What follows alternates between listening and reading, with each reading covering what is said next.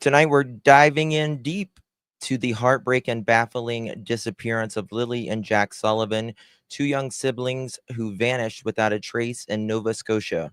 The stepfather, Daniel Martel, recently confirmed that he took a polygraph and says that it went in his favor. But here's the twist. The RCMP says multiple family members were also tested. Why so many lie detector tests? And what does that mean? And most importantly, where are the kids? So I close my eyes and lose myself now. Do it like it's only a day. We got a party for a lifetime. No, we ain't stopping for the sunrise. No, we don't care about the bad nights. And for a second I can feel like this. Make me feel like this.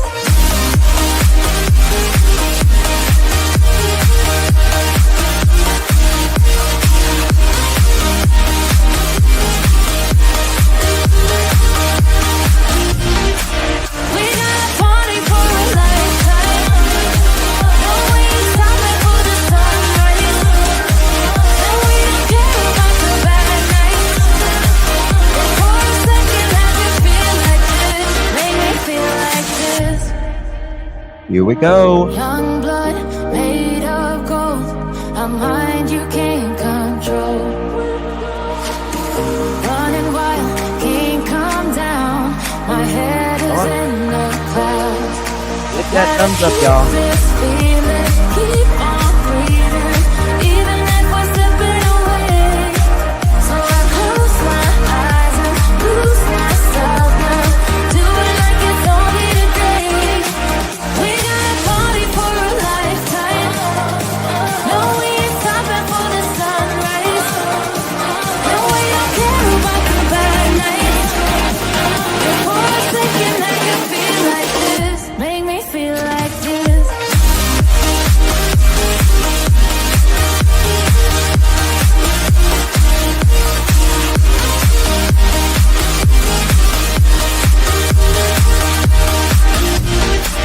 We got a party for a lifetime.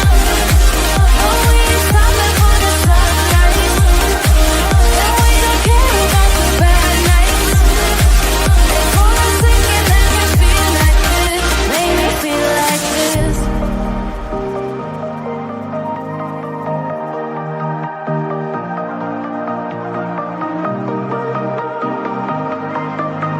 Wicked. Thank you so much, my dear, for gifting a pearl necklace. How you doing? Thank you so much, my love.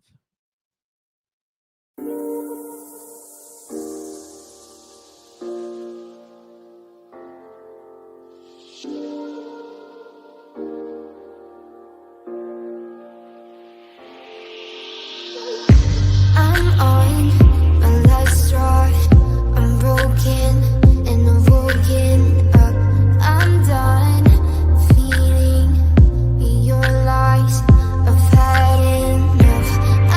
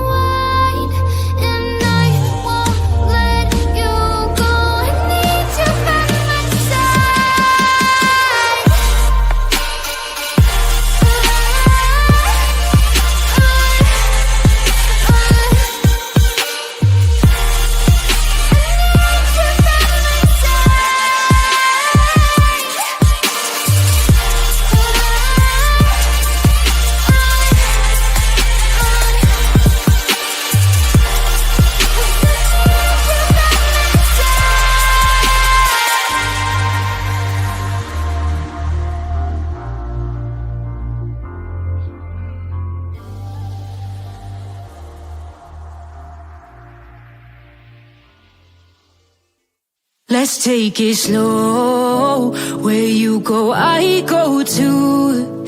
And if you hit the bottom, I'm going down with you. Let's take it slow. Who cares where we gotta be? You know you'll have a good time wherever you're with me. Let's take it slow.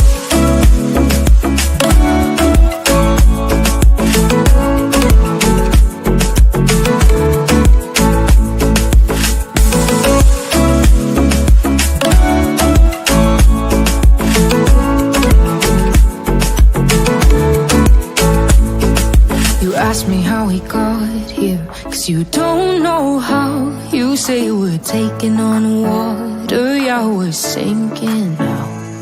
You're looking all concerned, like we're gonna drown. But we both know how to swim, no worries, let's flow for now. Let's take it slow. Where you go, I go too. And if you hit the bottom, I'm going down with you. Let's take it slow. Who cares where we gotta be? You know you'll have a good time wherever you're with me. Let's take it slow.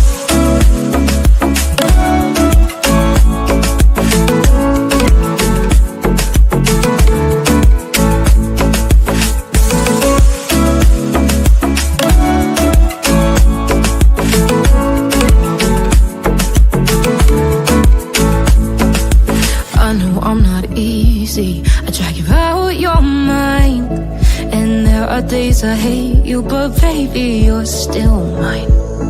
And then we have the best times, no matter what we do. And even when we don't, there's nobody I'd rather choose. Let's take it slow. Where you go, I go too. And if you hit the bottom, I'm going down with you. Let's take it slow.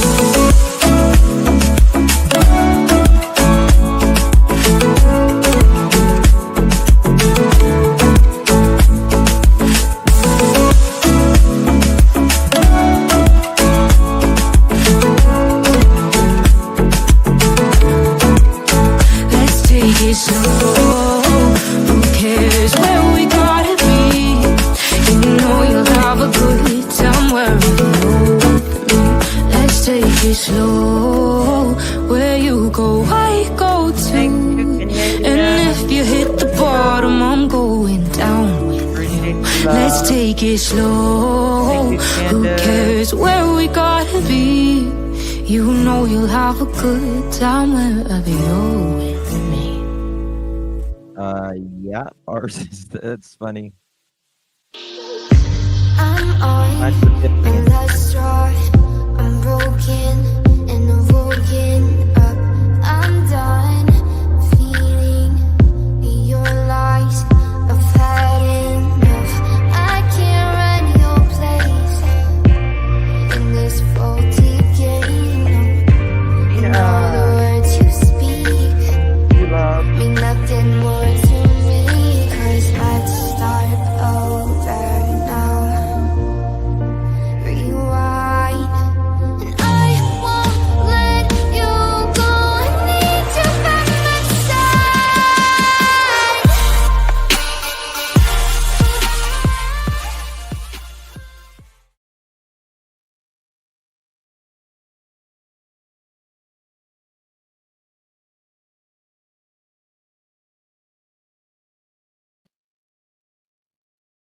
Well, hello, my beautiful pearls. Thank you all so much for joining me. Really do appreciate your time. You could have chosen to be anywhere on YouTube. You certainly have a lot of options. Anywhere on the internet, anywhere in the world, and you chose to be right here. I know your time is very valuable, and I do appreciate you spending some time with me. Today is June 12th, 2025. It is currently 7:13 p.m. Oh, wrong button, wrong button. On the East Coast of the United States. Am I going to make you do that again? Wrong button. How you doing? We got a lot to talk about in this live stream here today. We are talking about the RCMP has confirmed that multiple polygraphs have been done in the Lilly and Jack Sullivan case out of Nova Scotia. And we're going to get into all of that. We're going to learn how the justice system works in Canada as well, and how it varies here in the United States for a lot of us. So, and I think, for the Canadians and anywhere else, Australia, the UK, wherever you're viewing from, I think we'll learn a little bit about one another's justice system, how it goes, and how they may have interviewed Daniel or Malaya when it comes to Lilly and Jack Sullivan. So, before we get started, please do me a huge solid and hit that thumbs up button. If we get to 1,000 thumbs up, we have a chicken party. And listen, I'm not just bragging, but the chicken parties are everything, everything around here. So make sure you hit that thumbs up. If we get to 1,000 thumbs up, we have a chicken party. And if you will do me a really big favor, if you will share this on your social media, that helps tremendously. There is always someone on your feed that does not know about this case. Jack and Lily Sullivan, we have a good idea that they have not been abducted, but officially nothing has been ruled out. So they could be anywhere. That also being said, if you want to become a member, we are always trying to grow our family one pearl at a time. That is always very much appreciated, or you consider donating as well. I'm a one-man band, as you can tell. I just ran the intro when I meant to hit the applause button, but it is what it is. So, without further ado, we're going to get started. So, Lily and Jack Sullivan, it's been well over a month now that they have been missing. It's something very extraordinarily rare that two kids go missing at the same time. Very rare indeed. It does happen, but it's very rare. And it's even more rare that they have not found one single iota of trace of them. Nothing. Zero, zilch, nada. And you would think with them being within, the parameters that they searched, they would find something, an article of clothing. Lily's supposed to have this white and pink backpack, and nothing. Nothing at all. So there's that. I want to thank Wicked. Thank you so very much, my dear, for gifting the pearl necklace. Really do appreciate your support and helping our channel grow, my dear. Hobo, thank you so much as well. Really do appreciate you. Good to see you, my love. And Canadian Cookie, thank you for gifting 2 pearl necklaces. You received one of Wicked's or Canadians Cookies, one of their pearl necklaces. Please give them a thank you. Very kind of you, my dears. And Candace, good to see you, love. Really do appreciate you. Mine's the 15th. One day apart. Coming up, girl. Coming up. I'm getting old. I'm getting old. I'm gonna need my walker soon. I'm telling you. Thank you so much, Candace. Really do appreciate your support. And thank you, Miss Tina. Good to see you, love. Hello, friends, Frank Francis, and all of the missing. Yes, certainly am. It seems like so many of these children's cases are stalling right now. And the RCMP, I'm going to give you a little spoiler warning. They have said that they think this might take longer than originally expected. So there's that. Thank you so much, Tina, for 8 continuous months. Really do appreciate you, my dear. Can't do it without you. LJ forever. Hello, my darling. Good.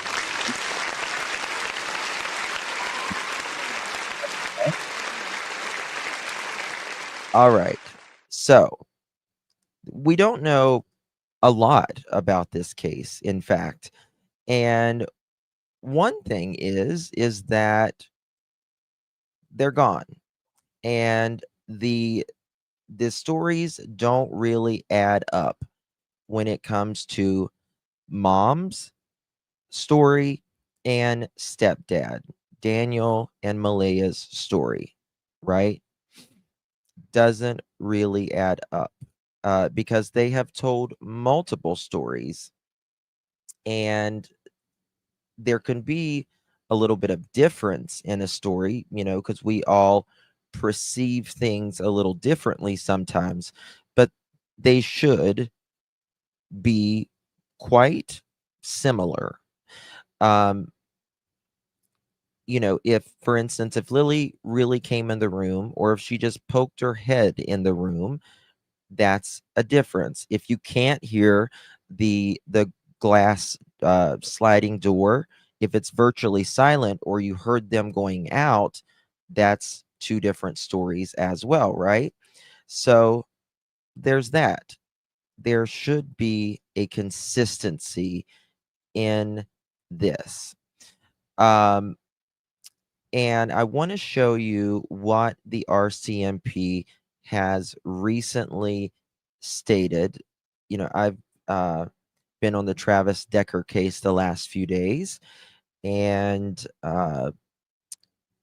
there's just been so much going on right now, and it's just kind of hard to keep up with. That's like all I do is research and all of that. So, RCMP says the following.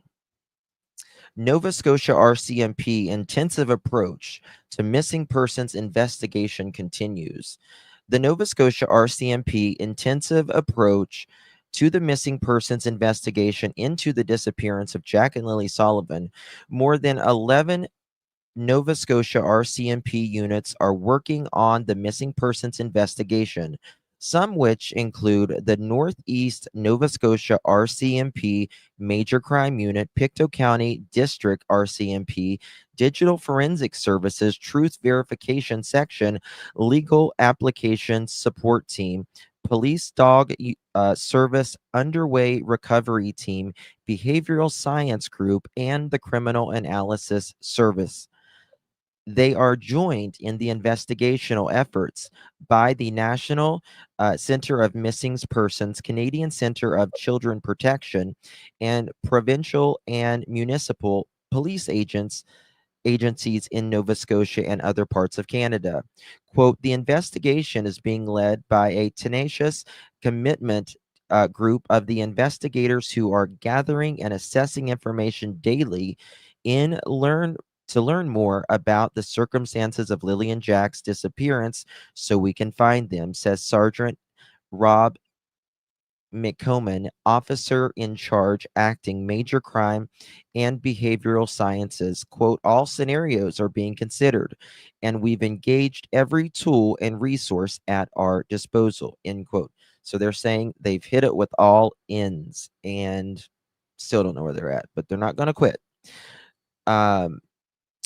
With this, the Nova Scotia RCMP would like to thank the public for all the tips and information and video footage that has been provided since Lily and Jack went missing. With their support of investigators have collected hundreds of hours of video from the areas surrounding Lansdowne Station, including footage taken from along Gairloch Road between 12 p.m. on April 28th and 12 p.m. on May 2nd, which are the subject of public appeal from the investigative team on May 28th. Formally interviewed 54 people, which has included the administration of Polygraph to some of the individuals interviewed. There we go. Now, one thing that Daniel said is that Canadian Canadians don't normally do polygraphs, and that is absolutely untrue. That is absolutely untrue. Canadians do polygraphs often. I don't know why he said that, but they do it often. In fact, many jobs that you work in Canada, you have to do a polygraph. Love you too, Miss Page Hart. For instance, before you are hired at the RCMP, you have to take a polygraph. That's what you got to do. You have to take a polygraph before joining the RCMP, just like you do if you work for the FBI here or wherever. Daniel always seems to always be trying to be ahead of the story. I agree. I agree. And I think that's why, in my opinion, Daniel Martel said that he wasn't there almost the entire day, the first day when the RCMP got there. He was out for a reason. And was it searching for Lilly and Jack? I don't know. But my radar does go off when he says things like that. So they've got all of the footage in Gairloch Road and Lansdowne from 12 p.m. May 28th to 12 p.m. on May 2nd. Formal interviewed 54 people, including polygraphs of certain individuals. Listen, they don't polygraph you, in my opinion, unless they possibly suspect something, right? If they could clear you off the bat, yes, Wendy H., you're correct. It's only an investigative tool. We're going to get to the law permitting and all that in just a little bit, so just hang tight. All right. Received 488 tips, many of which have been assessed and followed up on. Extensively searched the property from which the children went missing, including every aspect of the home. Every aspect. Everything. Up, below, sideways, inside, outside, everywhere. Every aspect of the grounds, outbuildings, and nearby septic tanks, wells, mine shafts, and culverts. That's impressive. That's impressive, I gotta say. Because a lot of people, I get the question, well, did they check the septic tank? Did they check the mines? Did they check this? And I always say, I don't know, but I would assume that they would, right? You assume that they would check that, and they're saying that they absolutely check that, right? And I know that there is a lot of pressure on the RCMP right now, and I do know that they want answers as much as we want answers, right? Daniel and Edgar are only concerned about public opinion. It's what it seems, in my opinion, as well. All right. Moving forward, they have been granted numerous judicial authorizations to seize and examine materials and devices that may provide information useful to the investigation. What does that mean, right? Routers, phones, televisions, electronics specifically at that home. They probably took everyone's phone in that property. And if they didn't, I would be shocked. Right? So there's that. So they have certainly taken router boxes and all that. Now, one thing is they live very far out in the rural area, which service is really bad. Doesn't mean they won't be able to get anything off of their cell phone, maybe previous searches, maybe even locations. Many times it'll say you don't have service, but your 2G will still connect to a tower that may not be your service provider, and it'll connect like that, even if it shuts out completely in the next year or so, I would say. So there's that. They've received 488 tips. 488 tips. That's a lot. Quote, we're accessing, evaluating, and analyzing a significant volume of information from a variety of sources. We have a very coordinated and deliberate approach to make certain all information is meticulously scrutinized, prioritized, and actioned to ensure nothing is missed, says Corporal Sandy Mathreu, investigating leads Northeast Nova Scotia RCMP major crime unit. We've committed to doing what is necessary to locate Lilly and Jack and advance the investigation, which may take longer than we hoped. Now, that's a burn. I got to say, that's a burn. Right? To say that it's going to take long. I mean, obviously it's taking longer than we hope, but we don't want that to go to years. Don't want it. Can't have it. Can't have it. Where do I think the kids are? I think they're outside of that search radius. I think they're probably,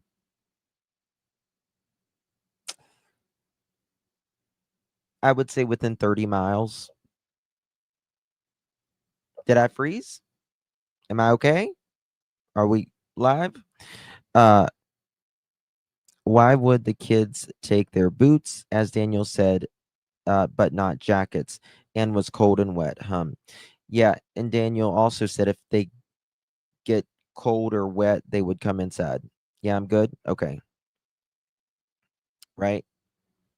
So there's that. Now, it said it, which may take longer than we had hoped. The information gathered thus far, the investigation, including the ground search and rescue efforts, has not identified new search areas. So that's another interesting thing. They're saying we don't have any new search areas, which, in my opinion, tells me they don't have anybody outside of that area in those time frames, right? But you got to remember, service is spotty. It is people are very, very spread out in that area, and that really changes things. He told someone the pink boots, etc., like a list of what to take. He said that they took their boots, not wore their boots. Yep. But that could also be, I don't want to try to get too picky with took versus that, because sometimes that can be a little bit regional of how you speak. Some things, some things that's very serious, in my opinion, like using, words like, for instance, like what did KK say in Sebastian? He would have been 19 with his birthday coming up. Yeah, you got to look through patterns. Yeah, you got to find your baseline. So there's that. Now, anyone with information about the whereabouts of Lilly and Jack is asked to call the Northeast Nova Scotia RCMP Major Crime Unit 902-896-5060 to remain anonymous. You can call Nova Scotia Crime Stoppers 1-800-222-TIPS, 1-800-222-8477, or go to crimestoppers.ns.ca. You can remain 100% anonymous with that. Moving on, I just wanted to show you, I did show you that even the RCMP, you have to do for their recruitment, you have to do lie detector tests. So it's not that the pre-employment polygraph PEP test initiative is part of the RCMP's recruitment process. It aims to verify truthfulness and integrity of applicants, right? So there's that. So I don't know, maybe I'm going to try to give Daniel the benefit of the doubt on this, that maybe he didn't know a lot of Canadians used polygraphs. Maybe he didn't. Some people aren't into true crime like we are. So there's that as well. It's very clear that D and M have been lying, stories changing. Yeah. A mother has been quiet for over a month. Something's wrong here. Something's wrong. Very wrong. Now, moving forward, I want to show you a couple little things here, and we're going to get into the justice system, about what and how they may have interrogated Daniel and Malaya. I learned a lot about the justice system today in Canada, and I really thought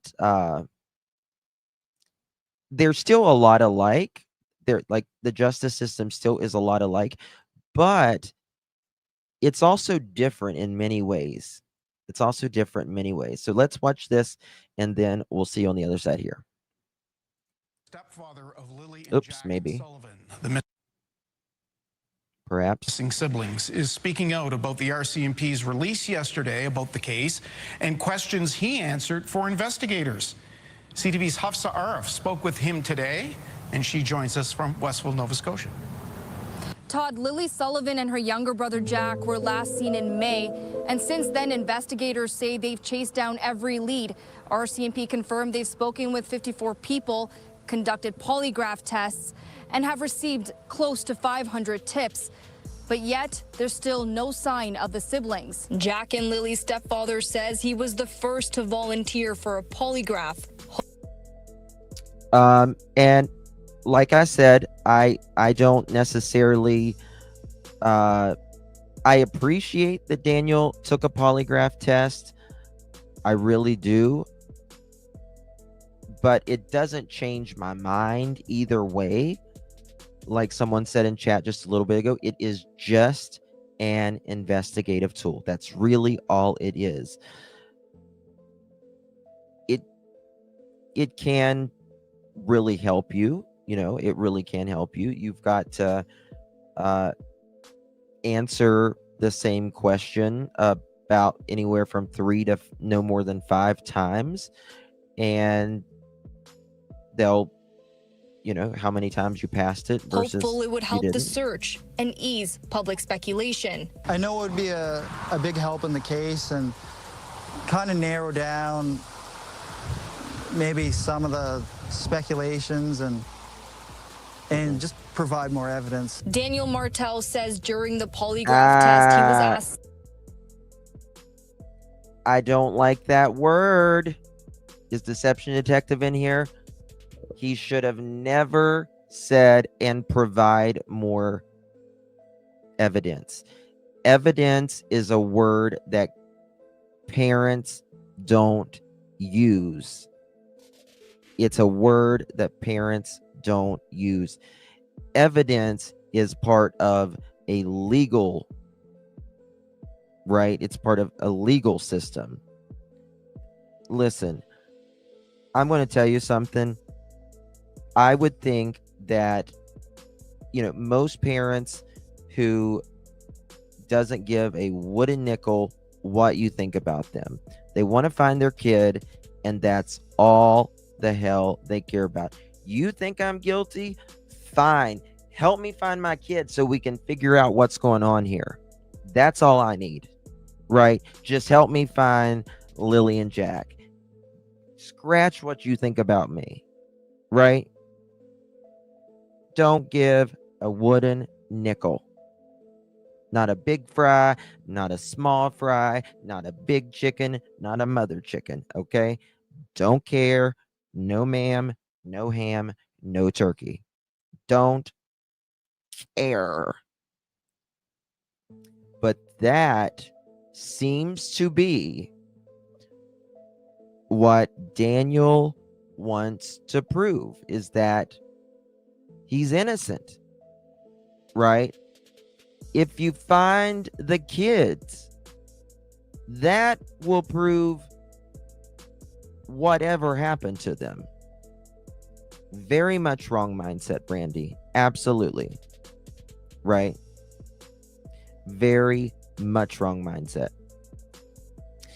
And you see this from people like Daniel Martel. You see people like this, like Edgar, like Don Wells. It's all about me. What can, what me. Prove to you that I'm this, that I'm this. What about your kids missing? No, LJ Forever, it can't. It can't. Nope. Nope, it can't. We're going to get to all that in just a minute, though, I promise you. I don't like that he said evidence at all. Edgar said evidence. Don Wells said evidence. Letitia Stout from Gannon, she said evidence.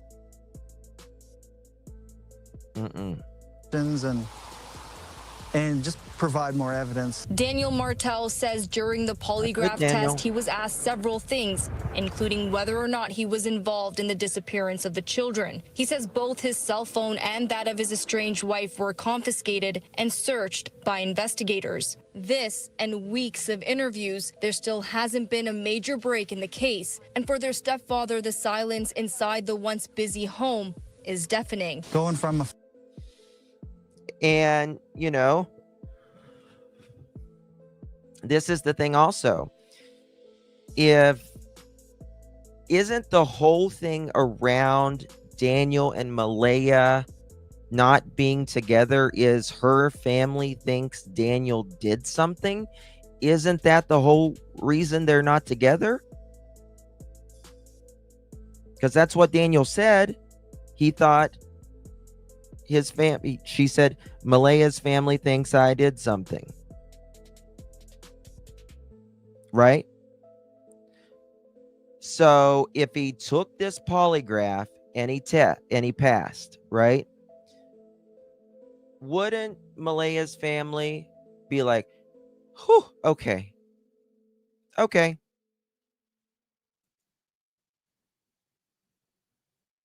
But that's not going on right now. That's not going on. Are they going to get back together? Right? They share a child together. So, I mean, they're going to have to work together for the rest of their lives. Right? I mean, Malaya just can't. I mean, is she just going to become like a hermit? And just say, yeah, they're gone. They're gone. Let's hope the RCMP, finds them. That's all I can do. Shrug my shoulders. Or are you going to be proactive, Malaya? The people want to see you being proactive in your children's disappearance. Not child, children. Not 1, 2. We don't see it. Actually, just you've done 2 minutes of one interview in what, six of what? How long has it been? Over 6 weeks? I mean, most people are screaming from the rooftops, Malaya. I would be standing up sleeping when I had to rest. The little that I would. Standing up sleeping with one eye open, still searching.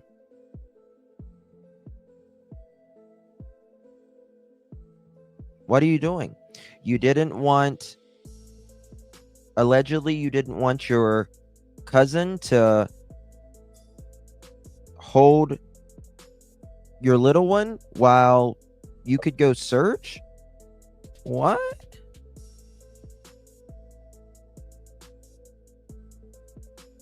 Right?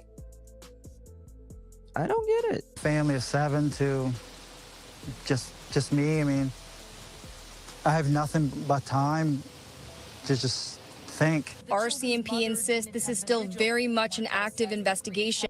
He has nothing but time to think. I think he's worried, in my opinion, about potential time. I think that's what he's worried about, in my opinion. How much time, if they perhaps allegedly maybe find out what happened to Lilly and Jack. Hey, Spad, good to see you. Hey, Holly, True Crime Junkie, good to see you. Rainbow SJ, everyone. 3 brother and grandma knows what happened. They are all sneaky bastards, in my opinion. Well, someone took those kids. Someone took those kids, and you know what they said? You know what's very interesting? An article that just came out that Lilly and Jack, where's it at? That Lilly and Jack, come on, give me the damn article. Why is it doing this? Hold on. Good God, 1 second. That Lilly and Jack are, sorry, I'm trying to sign in to get this thing. That Lilly and Jack, oh, good in a second, maybe.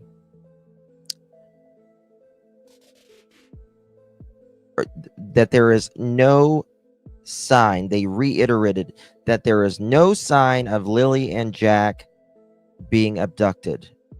Still today. Still today. Why? Because they weren't abducted. They don't have it. And that is something, hey, roll them out, good to see you. And that is something that they have stressed from day one. Why? I don't know. I don't know.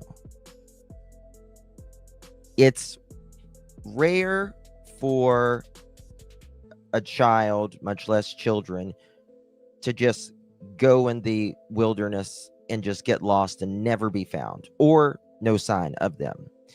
It's even more rare for a kid or children to go out and then be, out into the wilderness and then be abducted. It's even more rare that a child, much less children, go out into the woods and be abducted and no sign whatsoever, no evidence No, zilch. Zilch. Right? Much less in Canada. Much less in Nova Scotia. Much less wherever the hell they are. I forget though. I can't think of the name right now. It is just so sparsely, right? It's just not anything. There's nothing there. Okay, let's finish this right here.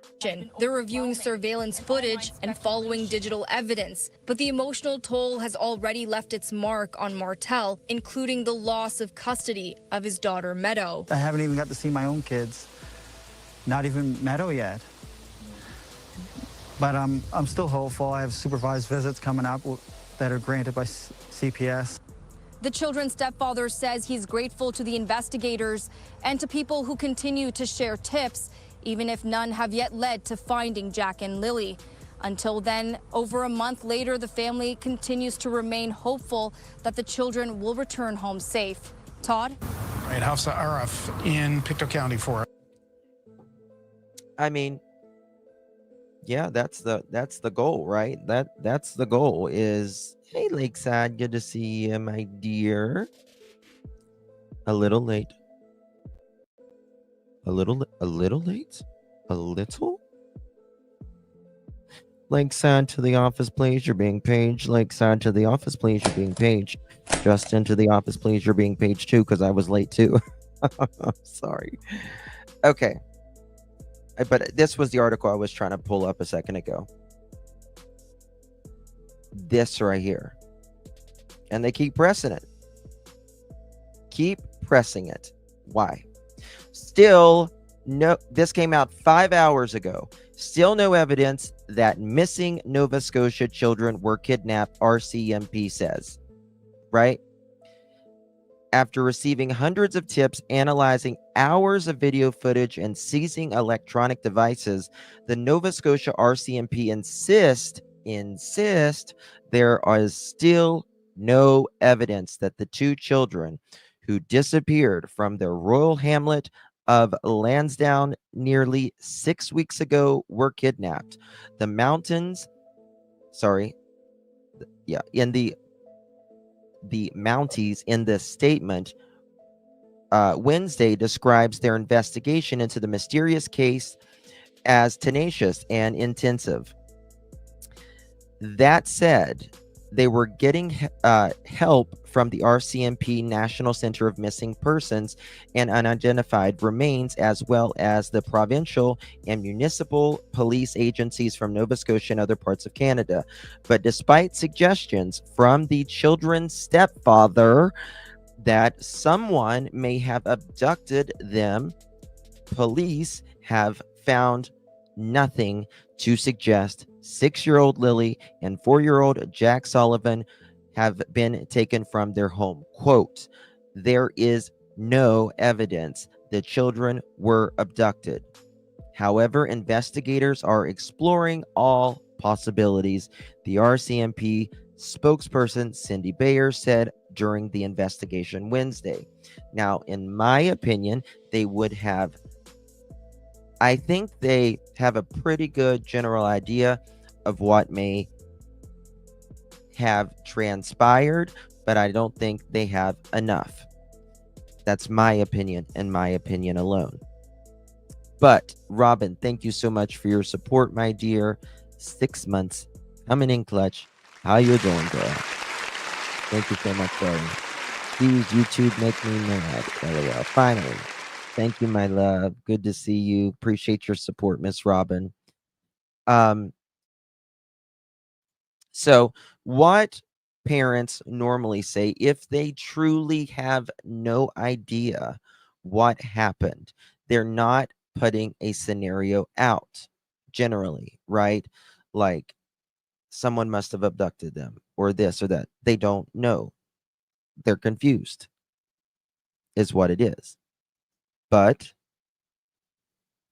even the article states that stepdaddy keeps putting it out. right? I would love to know, like, what the exes of Daniel, of Malaya says about them. You know what I mean? The exes will always tell you. They always let you know, honey. So I think that would be very interesting. Mr. Martell said he and the family spent the evening at the mobile home while he worked on the fence at the back of the property. His mother, who owns the mobile home, resides on the property in a camper. Isn't that interesting? Daniel says the evening before the children went missing, he's working on that fence out there in the backyard. Well, that's quite interesting. I didn't know that. Didn't know that.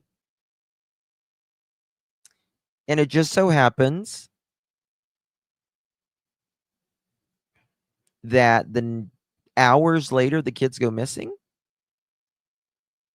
It is new.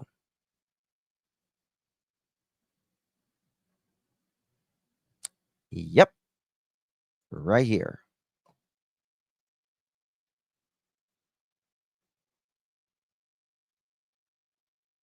Mr. Martell said he and the family spent the evening in the mobile home. Let me show you. Mr. Martell has said he and the family spent the evening in the mobile home while he worked on the fence at the back property. His mother, who owns the mobile home, resides on the property in the camper.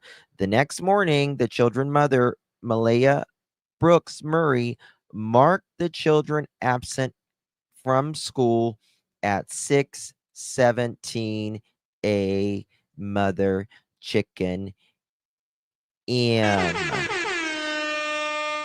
How you doing? Isn't that interesting? Out of all the days you're working on that property, you're working on the fence. And then remember, kids hadn't been to school in 2 days. Hadn't been to school in 2 days. And the day before they go missing.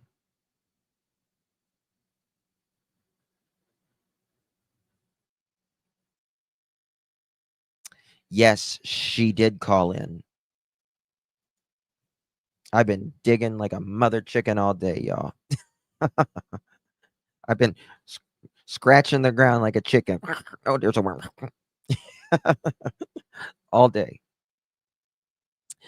Thank you, Lakeside Lawyer. How you doing, darling? Thank you so much. Really do appreciate you, my dear.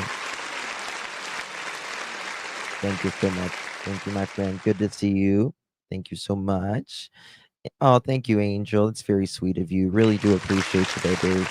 Good to see you, Miss Angel. Thank you so much, my dear. I have. So, why are you working on that fence, Daniel, out of all the, I mean, respectfully, I'm just saying respectfully. I think there could have been other things you could have worked on that day. You know what I mean? They did check the chicken hut. Yep, they did. They did check the chicken hut. So I feel like we have a very good timeline. I want to know if something happened after they were seen that evening wherever they were seen and who they were with. What time did they get home? Right? They said, what time was it they was allegedly seen on camera with family members? 3-ish or whatever. She says she marked them absent at 6:17, which is another big red flag for me.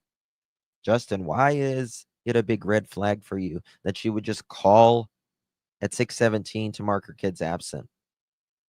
Well, because the kids went missing at 8 a.m.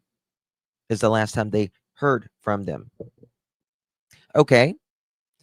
Well, from 6:17 to 8 a.m., right?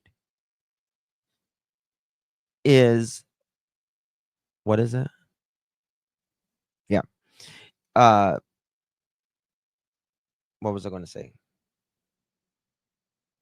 Oh, about an hour and 37 minutes or so. Right? So you consciously was awake or consciously set your alarm and said, I need to call and let them know that the children aren't going to be at school. Doesn't matter if she spoke to anyone. Doesn't matter if she got a voicemail, left a voicemail. Doesn't matter. It matters that she called, that she was conscious, that she was awake, that she thought about the process to call that morning to say her kids would not be at school. Right? So, and I've said this before, if you have kids, you know this. Either you make the assessment either the night before, you know that they're not going to be well the next day, right? They're still really sick or whatever. Or you make the assessment that morning if your child or children are not going to school, right? Well, we don't know when she made that assessment, but she had to make it one of the times or the other, right? If you're calling at 6:17 in the morning, you're awake somehow, right? You have to, sit up or do something, call, right? Daniel says allegedly in those text message that Malaya was on her phone right before the kids went missing, right? The kids were on the phone right before she went missing. The kids went missing. Interesting. Now, one thing the RCMP is going to know is anytime and what she was doing, every single keystroke that she or Daniel or anyone else that got their phone taken from that property, they're going to know what time they were on it, what they were looking up, what programs they were going into, any of that, right? So if Malaya says she's going in and out of, sleeping for about 20 minutes, right? Which is convenient when your kids go missing. Her phone better be off when she's going in and out of sleepiness. Because if she's been on that phone all blessed morning, RCMP is going to have some real questions for you. Right? RCMP is going to have some real questions for you. Because if you were seen on that phone stroking the keys for an hour and a half or whatever you were on the phone, you weren't asleep. You weren't asleep. that means you're lying. If that is the case.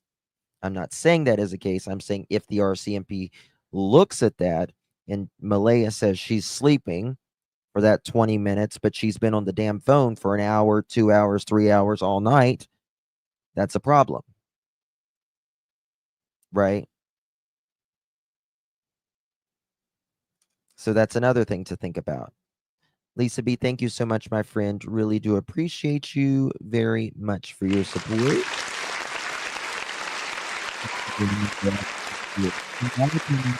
Day mom called the school. Something happened the night before, in my opinion. Yep.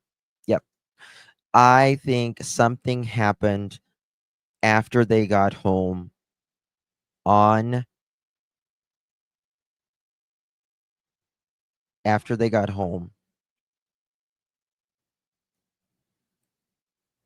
Something happened, whether it was that evening or that night. I think something happened. Or, for instance, they went to bed early or whatever, and the kids were up, right? So think about this. Many times people will tell you what happened, but they leave either the times out, the days out, they switch it to make it look better for them. They always want it to look the best case scenario when someone's not being truthful. Let's think of it like this as a scenario. This is not a fact. I want to make it very clear. This is a scenario, a hypothesis. That's all. But let's say her and Daniel was in bed in their bedroom that night, right? That night. And they put little Meadow down to sleep. And Lily kept coming in back and forth, back and forth. And Malaya's on her phone, or she falls asleep. You know, she's on her phone and then she drifts off to sleep a little bit later or whatever. And so does Daniel. And, you know, kind of the night goes by. They pretty much forget about the kids. They think that they hear quiet a little bit later if they wake up later that evening, that night, and they got into something. Right? This is the day before they're reported missing. That evening, after they get back from the family members being seen out somewhere. Malaya, Daniel's in their bedroom, maybe trying to put the kids down. Malaya's on her phone. She falls to sleep. Daniel falls to sleep, or they're doing something in their room. And then hours later, they get up and something occurs. The kids got into something. They did something. They freak out. Right? Something like that. Hold on one second. I might got breaking news. 1 second.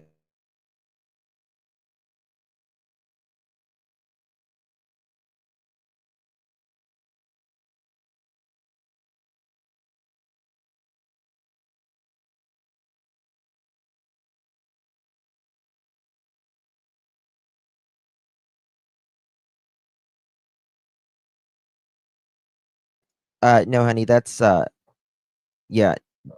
We they thought that they found him. Well, they spotted someone yesterday or day before yesterday. They think he's in the area, but sorry, I'm talking about Travis Decker. Someone just texted me about something.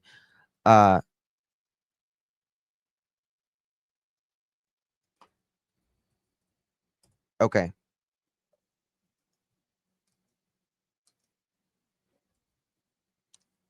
Okay. Gotcha. So I think that is something that we need to think about. We have a really, I mean, our timeline used to be, right, essentially Monday when they got off the bus to Friday morning. Law enforcement did help us in that aspect. They confirmed that they saw them Thursday evening out somewhere. So that means something had to have happened. Or it could be like Stephen Stearns and Maddie Soto. They didn't say what condition the kids were when they saw them with family members, but I don't know. With Stephen Stearns and Maddie Soto, Stefan unalived Maddie in the house and then took her out to the car and literally drove around with her deceased slouched over in the front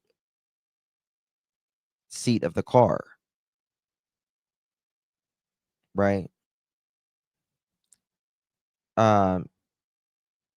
You might have known something I don't live. So there's that. So we are learning now that Mr. Martell is speaking out again. He has said that the family spent the evening at the mobile home while he worked on the fence at the back property. His mother owns the mobile home residence of the property in a camper. The next morning, the children's mother, Malaya Brooks, marked the children absent at school at 6:17 a.m.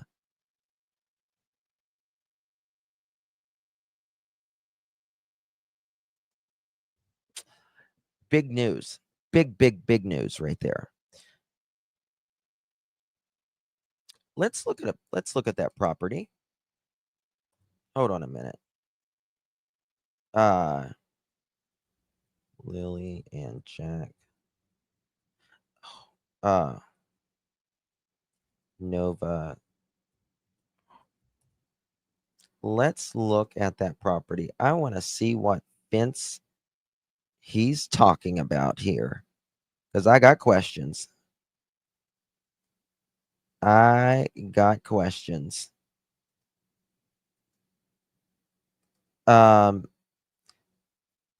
hope that Daniel has spoken to the RCMP about that. If not, I hope that they see this article because he would be showing me, if I was them, he would be showing me what the hell they was actually working on, what part of the fence that day. You can bet your briskets on that. You can bet your briskets.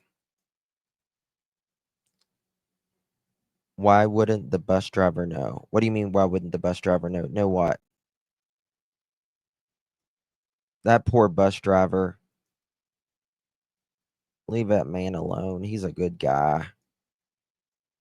All right, let's look at this. What fence are you working on, Daniel? What fence do you think he's working on, y'all? Let me make it big for y'all so y'all can see this. What part of the fence? You can see new lumber laying there next to the fence they are working on. New lumber.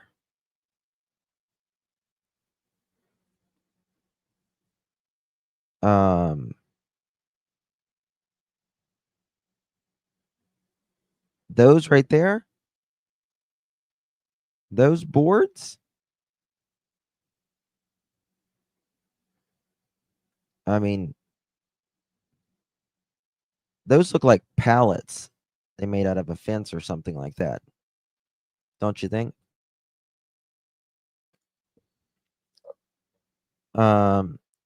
The orange fence isn't wood, it's plastic.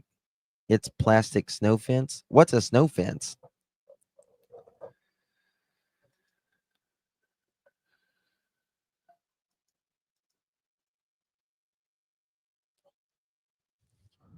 Well, I mean, he works for a sawmill, doesn't he? I'm sure he would get very discounted prices. I see wood there.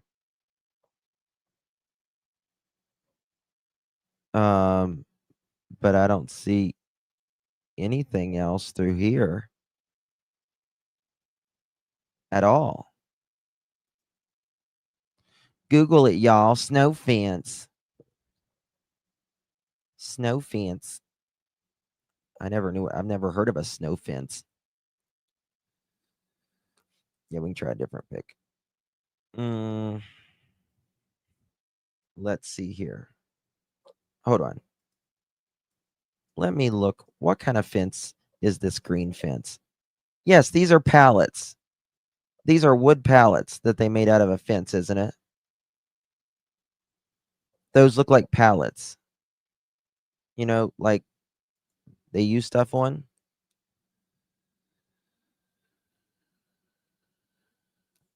So the corner has a new deck. You mean the little small deck that they built there?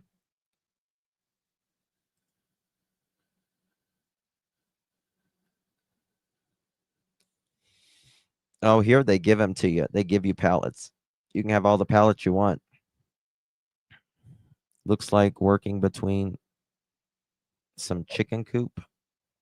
Yeah, that could be. You could be right here. That could be. Right there. But it also could be a convenient story as well. We just don't know. We just don't know. That's the interesting thing. You can tell they got lumber in there. Daniel probably gets it for his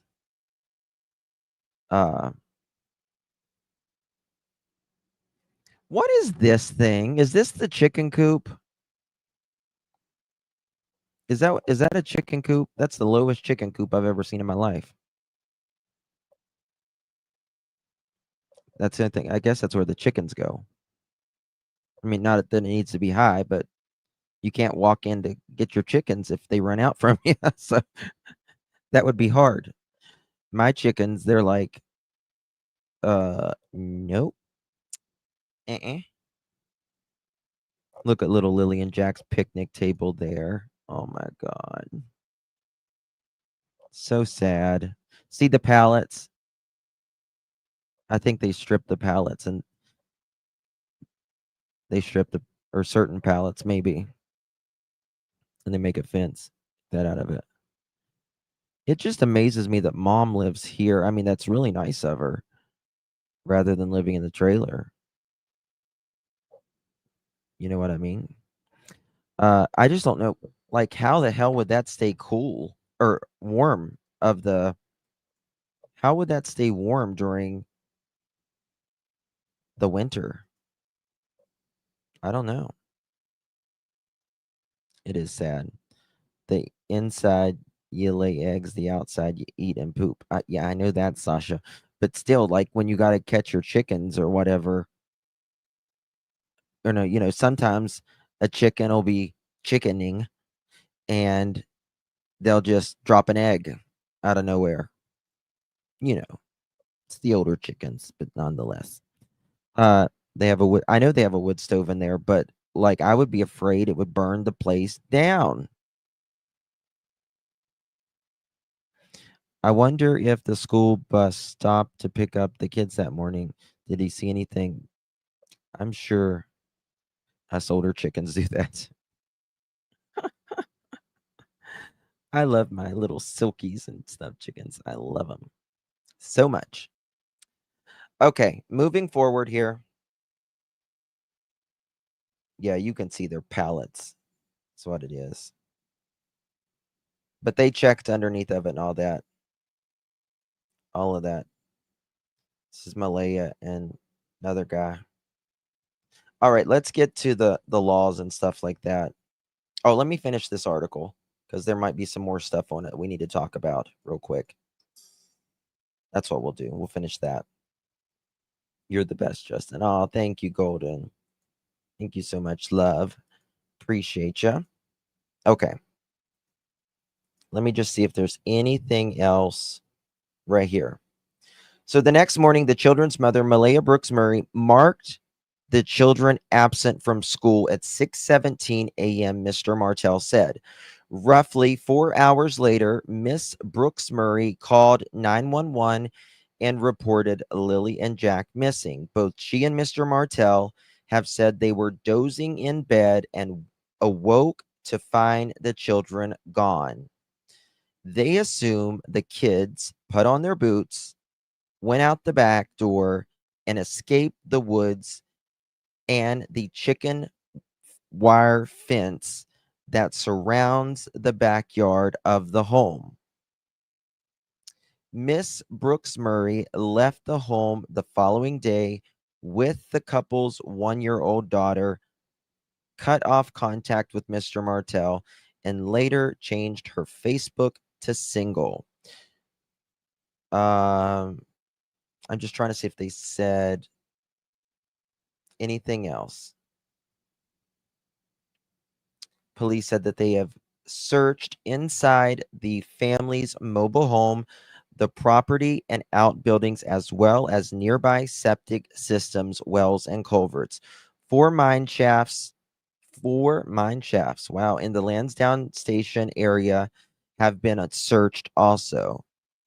Miss Bayers said Wednesday, quote, "We're working to identify and locate any others," end quote, she added.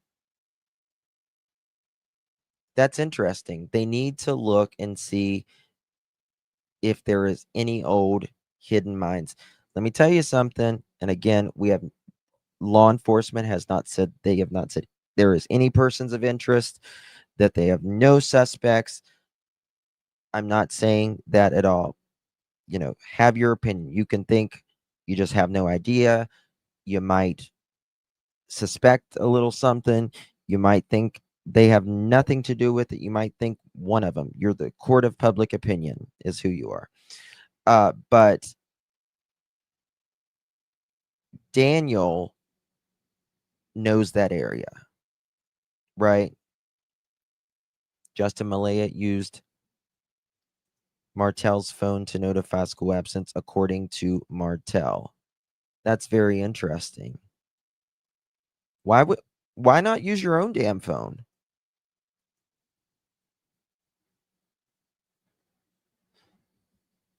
One second.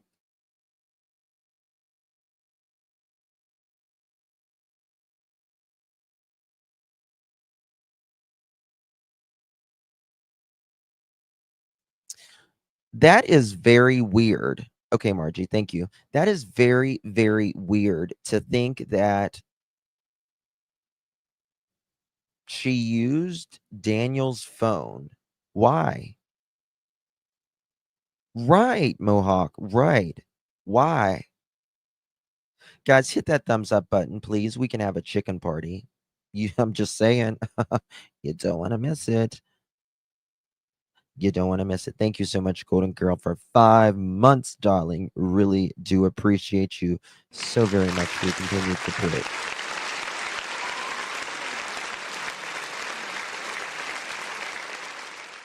So there's that. I'm sorry, guys. I apologize. I gotta just text something real quick.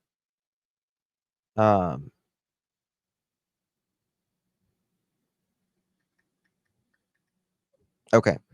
Do they have any dogs in the area like this? They have a dog or dogs.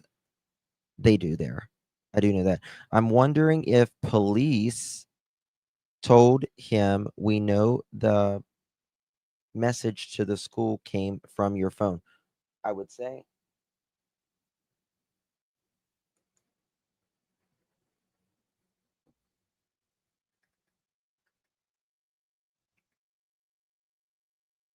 In my opinion, she used his phone so they wouldn't see anything on her phone. There's just too many oddities here.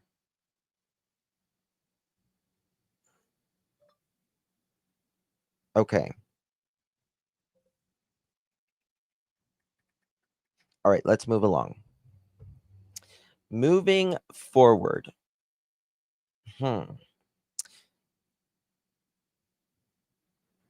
We're working on to identify any others. Lansdowne Station is a historical copper mining area with old mine shafts and tunnels. In 2002, the body of a man who had been missing for 19 years was discovered by amateur mineral explorers inside an old copper mine.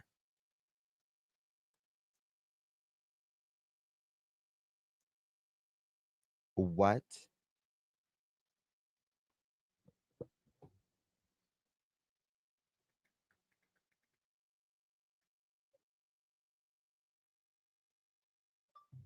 That is crazy.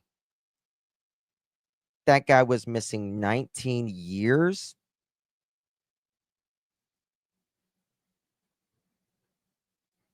"19 years was discovered by amateur mineral explorers inside an old copper mine located on private property in the area, according to a local news story." Let me see if I can get that local news story.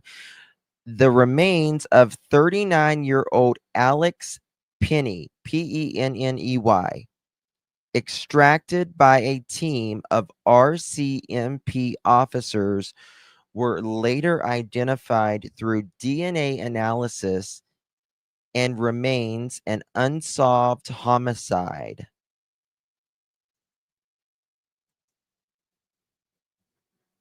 Wow. Oh my God. Oh my God. Okay. So,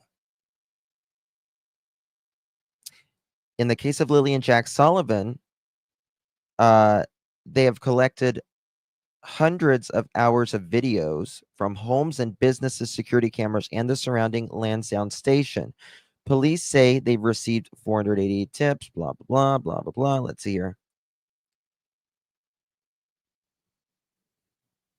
Mr. Martell said he volunteered to do a polygraph recently and that it was as favorable in his results. He recently told the Globe that he's been interviewed by a homicide detective, providing as many details as possible, and suggested other people he believes people should interview. What the hell?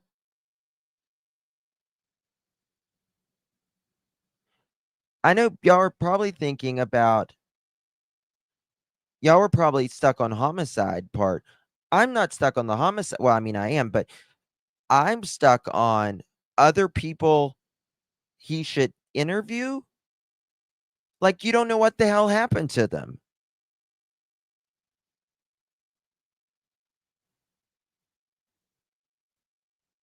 What?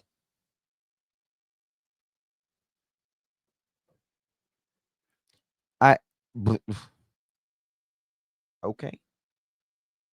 He recently told the Globe that he was interviewed by a homicide detective, providing as many details as possible, and suggested other people he believes police should interview. Other people. Who, Daniel? Who? Quote, "I just continue to do media and get the word out for the kids. Keep it alive and keep it relevant so we can get as many tips as possible." End quote.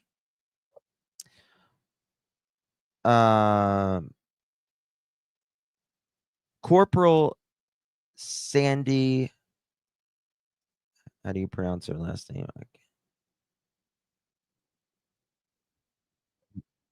Mathrew, who is leading the investigation for the Northeast Nova RCMP Major Crime Unit, said in a statement Wednesday that police are assessing, evaluating, and analyzing, quote, a significant volume of information from a variety of sources, end quote. The statement adds, quote, we're committed to doing what is necessary to locate Lilly and Jack and advance the investigation, which may take longer than we had hoped. That is crazy, y'all. That is crazy. Look over there, not over here. Yeah, we were just asleep and they just walked out the door. And I guess someone took them. Go to the border, go to this border, go to that border, all of that.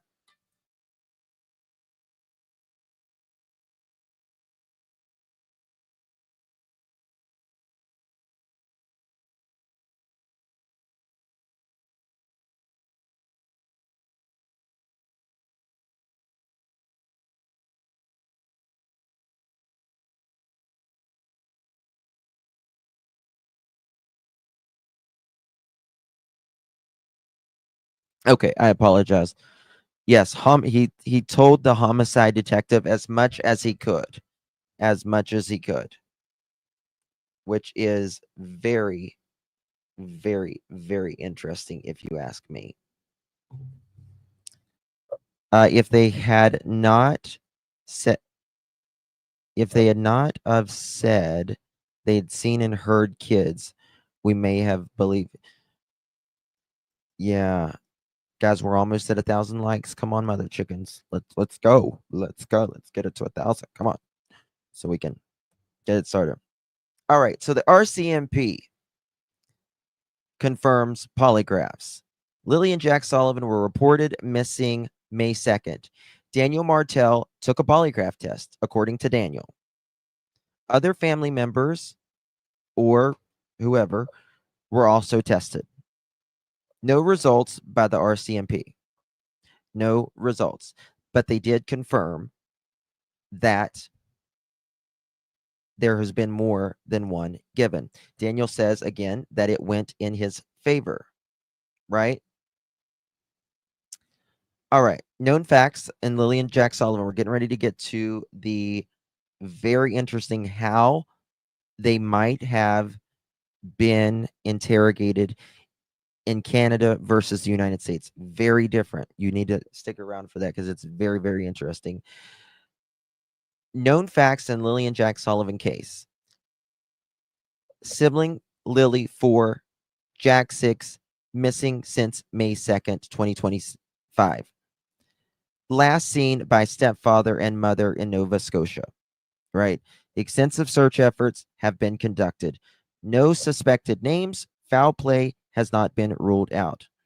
Timeline of events, May 1st, seen in Nova Scotia. Hold on. So what seems suspicious to you? What is the number one thing in chat that seems suspicious to you in this case? Or does nothing seem suspicious at all to you?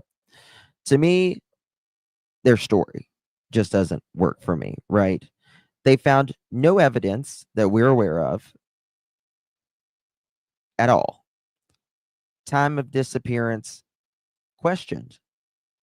Why wait 2 hours? Nearly 2 hours, right? Inconsistency in statements. Very, very different. Very different. Okay? All right. Now, mom leaving is crazy. Justin just sent you a screenshot. I like screenshots. How did you send it? Did you send me a link?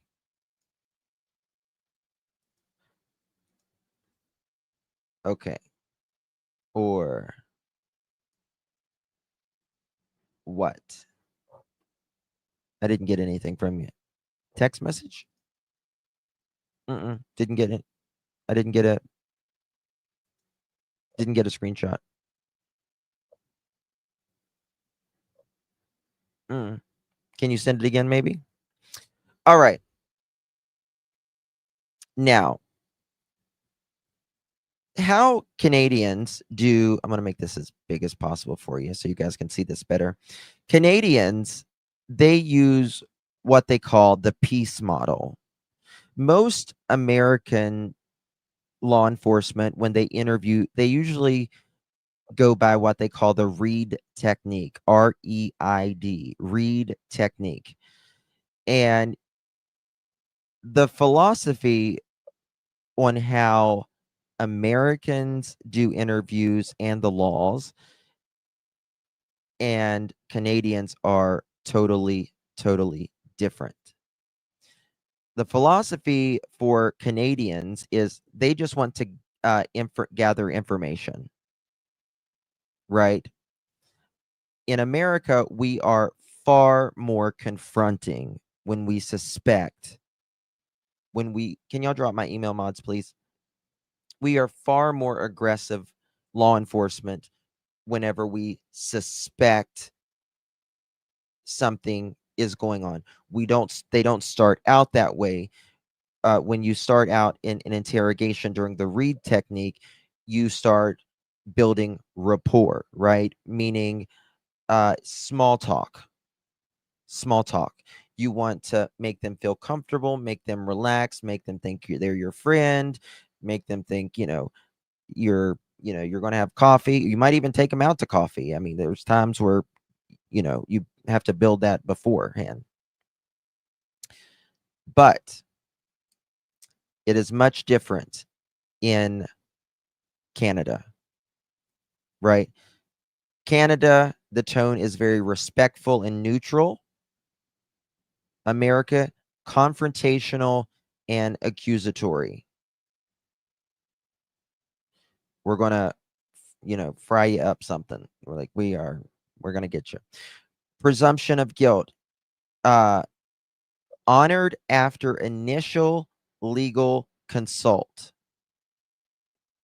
Right?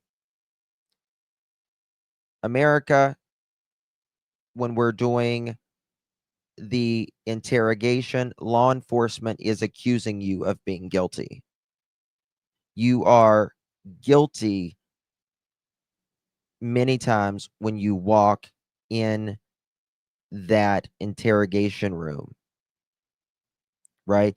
And that's very important. It's very, very important to know that, because yes, you are in the eyes of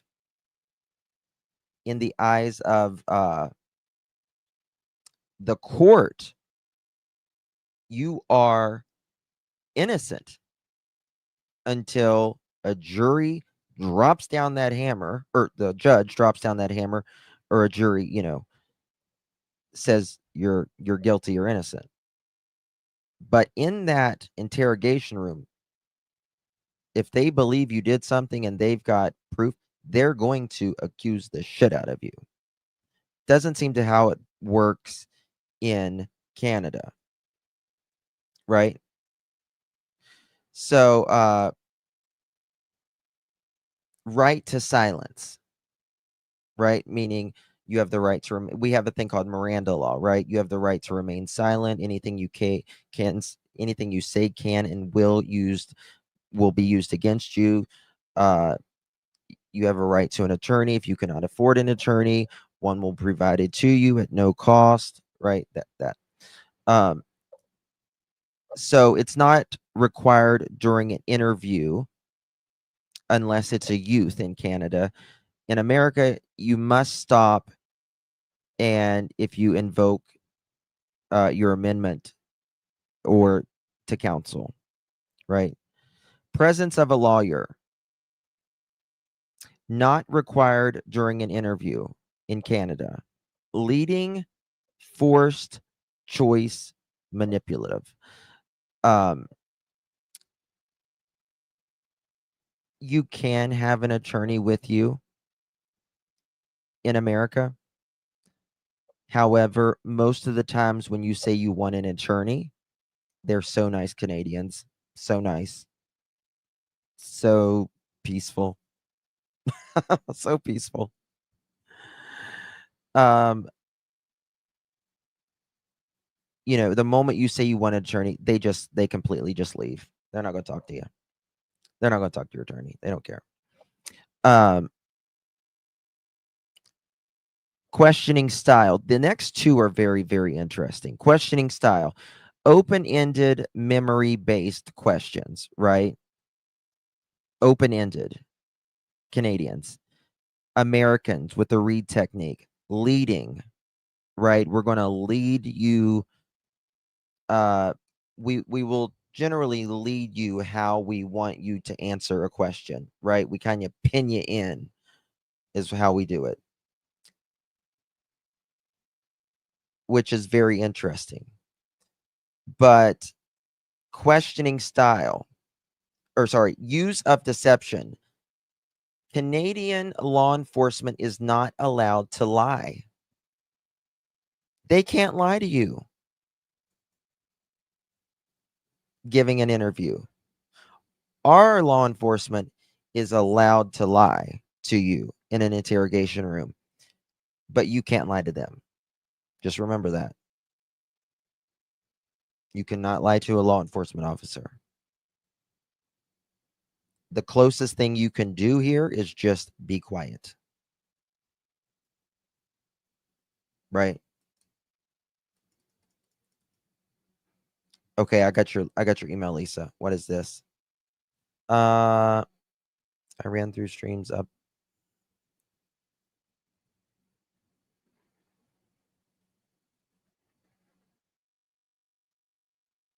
Oh wow, this is Daniel's text. I know he's been talking a lot lately. 160 searchers plus yourself, 6 days initially. Do you think it's even possible that they could have missed something? I have a hard time with that. Daniel says, I ran through streams up to my waist many times. I could have slipped on a wet rock, hit my head and died, or fall on a stick or branch and get impaled and died. I did it for these kids, and the world will never see that. No, 160 during the day, 60 at night, 3 helicopters and 8 drones, 10 dogs.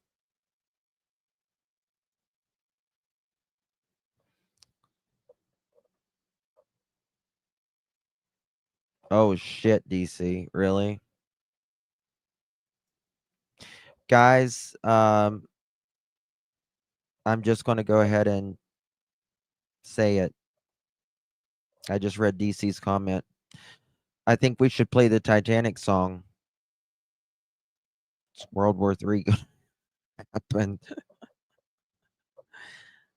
I will go down with this ship. So there's that. Now, moving on here. Moving on. Damn, I need to pull this up. Give me 2 seconds, y'all. When it comes to the polygraph and all of those things, we've got to talk about it because Daniel and Malaya obviously have been interviewed.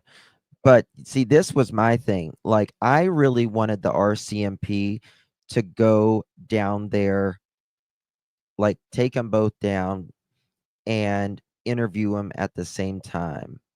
That's what I was hoping for. That's really what I was hoping for, that they would be interviewing at the same time and use them against each other, right? Well, Daniel just told me this. He's in the other room right now. And you're saying this, Malaya? Why? Right? But it seems like that they're just a lot more gentle, right?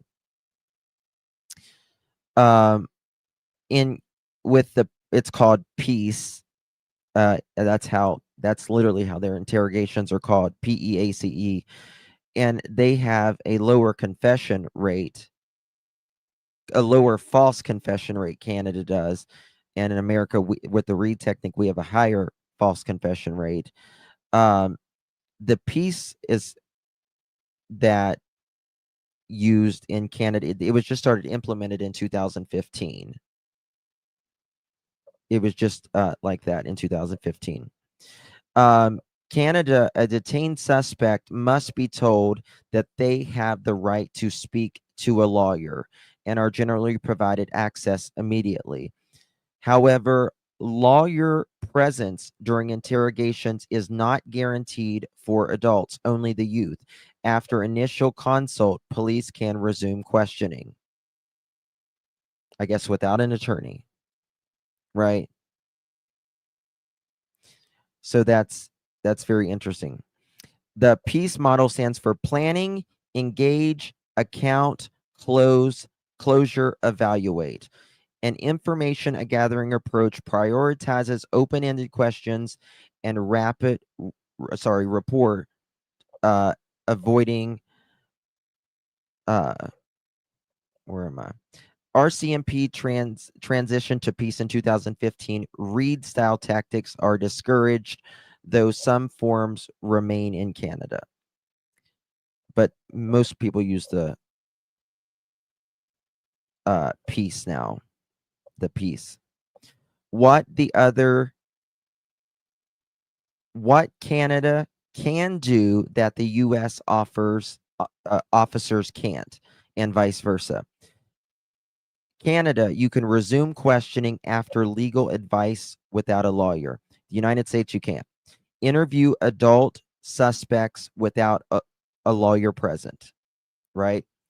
United States, you must honor that. You can't be deceptive. You can't intimidate in Canada. They can use deceptive tactics in America, including lying about evidence, as long as constitutional rights are upheld. Courts scrutinize derived methods, risk evaluation under charter. Okay. Let me pull this up as well. I just am amazed how they don't do like any psychological pressuring or anything like that. It's pretty interesting, to be honest with you. All right. Did I hear that correct? The school was called around 6:17. Yes, it was. According to Daniel, it was around 6:15 or 6:17 a.m. Right. So there's that. Okay.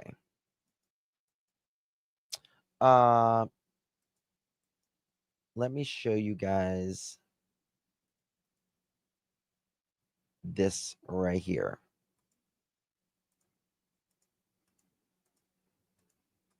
Pulled up the wrong thing.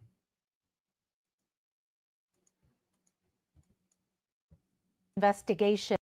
Several national agencies have joined the investigation for missing Pictou County siblings Jack and Lilly Sullivan. The RCMP says more than 11 RCMP units are working the case, including the Major Crime Unit, Behavioral Sciences Group, and Criminal Analysis Service. The National Centre for Missing Persons and the Canadian Centre for Child Protection have also... I just cannot believe Daniel said he spoke to the homicide detectives and gave them everything he could and even gave other people's names. Who would you know in that area, Daniel, that would do something to Jack and Lilly?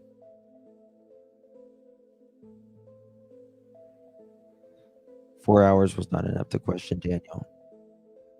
I agree, Karen. I agree. Yes. Mods, can y'all drop my email, please, and thank you. So joined the investigation. 6-year-old Lilly and 4-year-old Jack were reported missing on May 2nd from their home in Lansdowne Station. Despite several extensive searches, a review of hours of video footage, and interviews with 54 people, including polygraph tests, the children remain missing. All searches have been around the children's home and have included septic systems, wells, mine shafts, and culverts. Based on the evidence, police say no new search areas have been identified.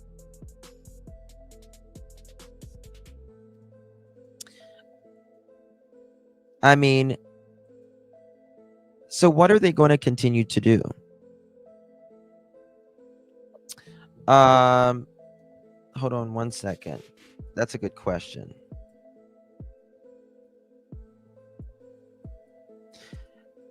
In Canada, do they need a search warrant? Yes, Canadians, they do have to require a search warrant for most types of searches, especially when it involves private property, digital device, vehicles, or homes.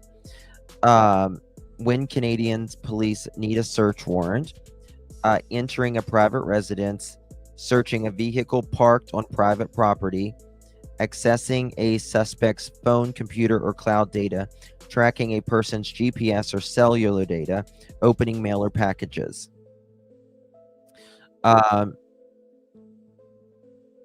They don't need, it's same in America, you don't need a search warrant if it's like life-threatening, like a risk. Like if you see a police officer, if a police officer sees a female getting, you know,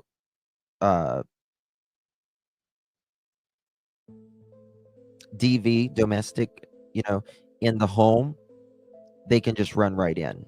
Or someone's getting hurt, or there's a health issue. And again, like in America, if it's consent, if they say, yeah, you can search, then you don't need a warrant either. In Canada, if someone is lawfully arrested, police can search their person and immediate surroundings. Same here. But they still can't search their phone. Same here. Or if it's in plain view. Again, same here. Phone and tech. Canadian courts treat phones like private diaries. You must have a warrant unless the phone is unlocked and you're arresting the person.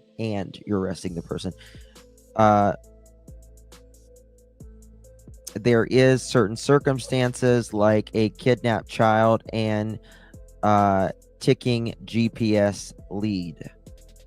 The Supreme Court had ruled that digital service requires strong judicial oversight. Real world examples like the Sullivan case, the RCMP would have searched Daniels and Malaya's home. They would have had to get a warrant. Cell phones weren't required unless voluntarily unlocked and consented, and any other cars or whatever. So Canada definitely leads toward protecting privacy and stuff like that. Thank you, Golden. Appreciate you, lovies. He talked to homicide. That's a murder case.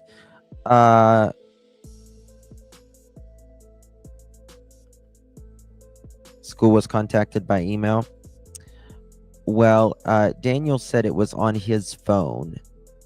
And to me, it doesn't matter if it was email, if it was he-mail, or if it was text, if it was voice, if it was whatever.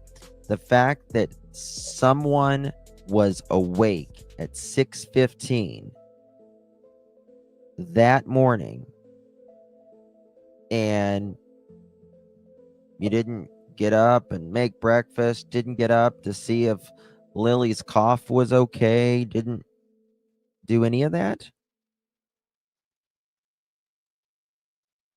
right? So there's that. Okay. I want to show you. Did I play all that? Yeah, I played all that. let me show you this as well. Do we got 1,000 thumbs up yet? Mods, come on, let's have a chicken party tonight, y'all. Maybe. 6-year-old Lilly Sullivan and her 4-year-old brother Jack were reported missing from their Lansdowne Station home in rural Pictou County on May 2nd. Since then, RCMP have launched an extensive investigation, and today police offered an update and detailed look at what's been done so far. But still, RCMP won't say if they've identified any persons of interest, suggesting that might compromise the current investigation, but did say they've conducted polygraphs. The Truth Verification Unit is engaged.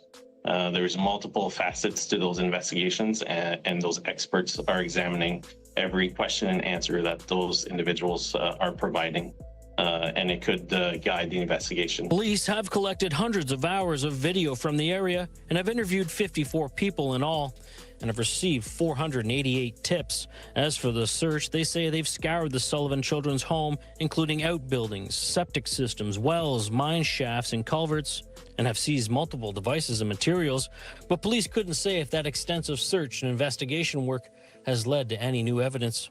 The information gathered to date, it has not identified any new search areas at this time.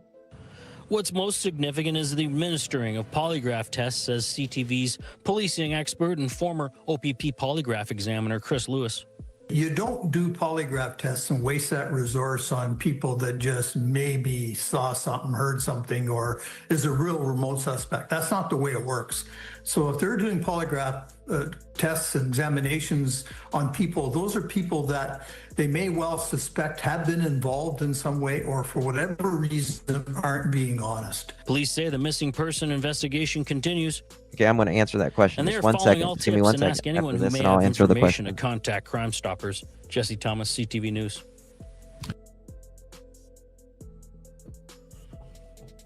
Okay, so how someone said, I can't remember where it was, but it was thank you, Michelle. Thank you so much, honey. Someone said parents normally leave their, like, if they do something, if they're hiding their kids, how far it is out. Well, it varies. It varies on a lot of different things. And how it varies is if it was panicked, if it was semi-planned, or if it was meticulously planned. And I'll tell you how it is. So impulsive or panic is anywhere half a mile to 3 miles. For my Canadians, that is what is it? 0 to 5 kilometers if they dispose, right? If it is semi-planned, the average is 5 to 15 miles, often rural or secluded spots known to a suspect. 8 to 24 kilometers for my Canadians. And if it is calculated, planned, really calculated, really planned, 15 upwards to 50 plus miles chosen for remoteness, water access, or symbolic reasons. And again, for my Canadians, that's 30 plus kilometers out, often remote or symbolic again. Now, about that, right? Panic concealment, that is the most common, right? Because most people don't generally unalive their kids on purpose. But so it's usually a more panicked to semi-planned. So anywhere from a half a mile to 15 miles, roughly. Usually done within hours of death. Locations: woods, dumpsters, shallow graves, abandonment structures. An example is Kaylee Anthony was 0.3 miles from home in a wooded lot. Harmony Montgomery allegedly disposed of in the apartment complex. The semi-calculated is, I thought no one would find them. That's what semi-calculated is. Distance 5 to 15 miles. They often return to the areas from their past childhood homes, trails, or lakes, creeks, rivers, that kind of thing. And, Gannon Stout is the longest that I have ever heard. And that's when Letitia Stout took him 1,400 miles away. That's insane, right? But police were watching her at the time when she transported. Letitia actually put Gannon within the 5 to 15 miles. Okay, Layla, thank you so much. Within the 5 to 15 miles. But after she knew police was onto her, she moved Gannon's remains and took them 1,400 miles. Right? Oh my God, Val, thank you so much. My God, thank you, honey. That is so generous of you. Thank you, Val. It's so good to me. That's very sweet. I love you, darling. Thank you so much. I really do appreciate you. Very, very much, my love. Very kind of you.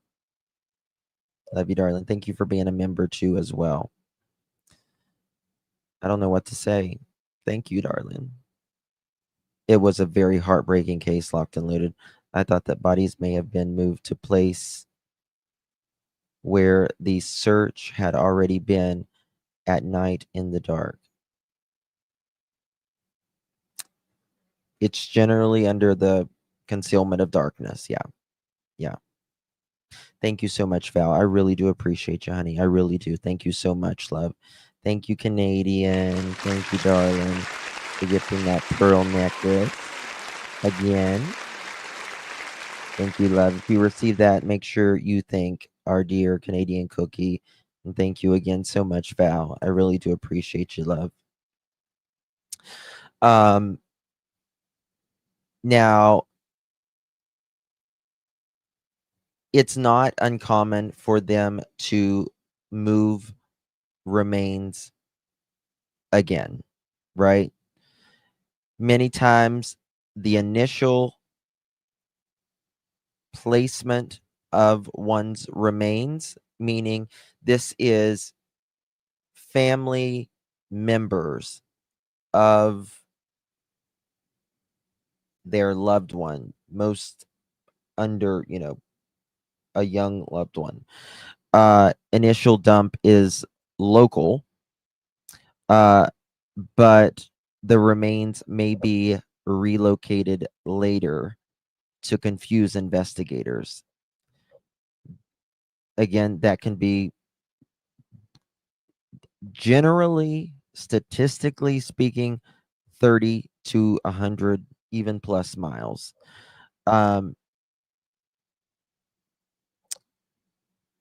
Adrian Jones, I think it was Adrian Jones, Kansas. They stored the remains at home before hiding them in a livestock pen, right? But psychological factors: panic, guilt, detachment, and control. Panic, quick, close disposal, often poorly concealed. Guilt, Body may be buried or left with blankets or items. Detachment may discard like trash, dumpsters, landfills, rivers. Control, hiding spot chosen symbolically, right? Like their favorite place, somewhere close to their favorite place or whatever, or a place you've had a memory with as well. And law enforcement definitely knows these things. That's why police almost always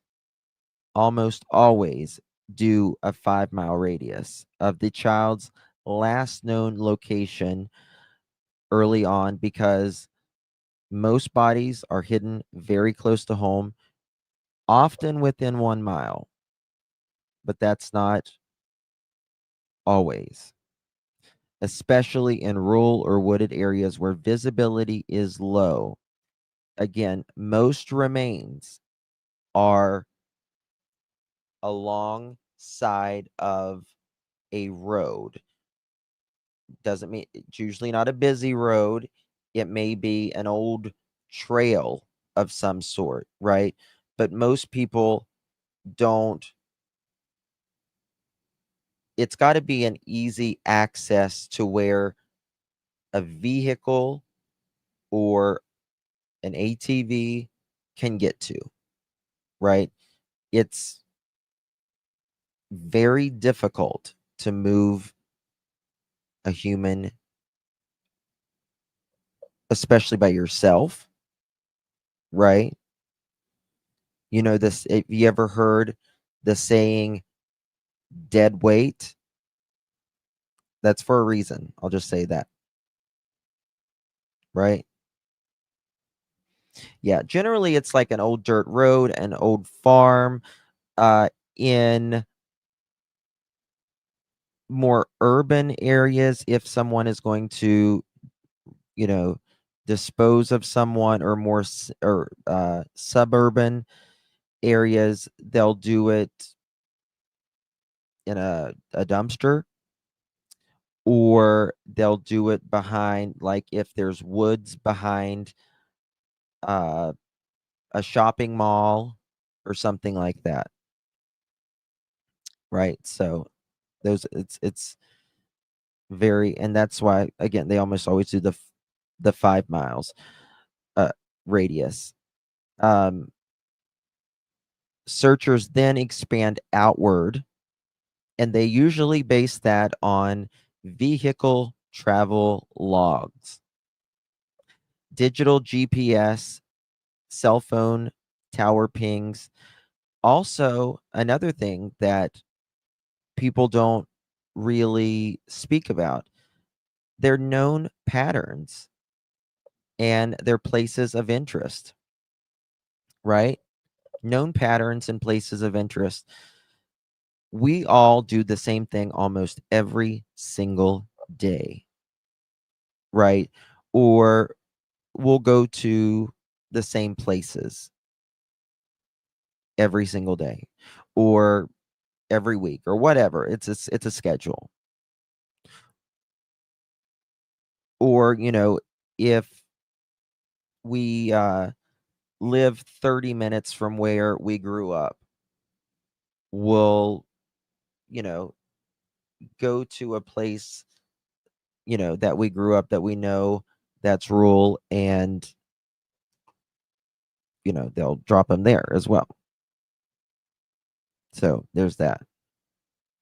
So, 1 second.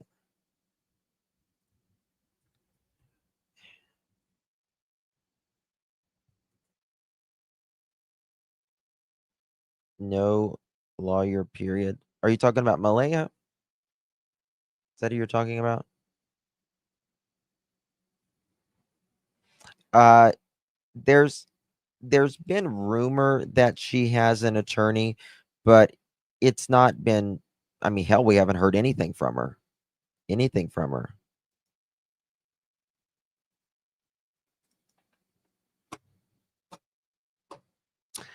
What am I going to do with you, Dirty Diana? What am I going to do with you? Dirty Diana to the office, please. Dirty Dianta to the office, please. We need a late slip for Dirty Diana. Did you hit the thumbs up, Diana? Because, mother chickens, we just hit 1,000 marvelous thumbs up. How you doing? You guys are amazing. You guys really are amazing.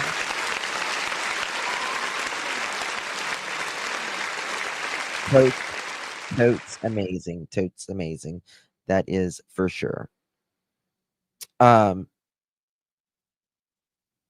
that. Let's see here. I'm just reviewing my notes. I apologize. So, another thing about this is interesting. If there is an accident, right? If there's an accident statistically or neglect in a child, the remains are often kept at home for hours, even days before removed. There's that as well. So I think that's interesting. But they're going to search that 5-mile radius. Then they might go out to a 10-mile radius. Then they're going to search all of these cell phone records and all of that. Chris Watts is evil through and through. Yes, he is. He certainly is. He's just terrible. Absolutely terrible. This is, let me show you this and then we'll have a chicken party. Where's it at? Because I might have to go live again after this because I might get some breaking news. RCMP provided an update today on the case of missing siblings Lilly and Jack Sullivan.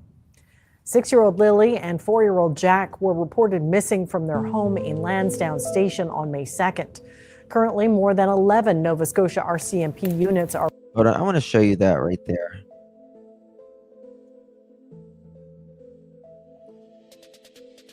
Maybe.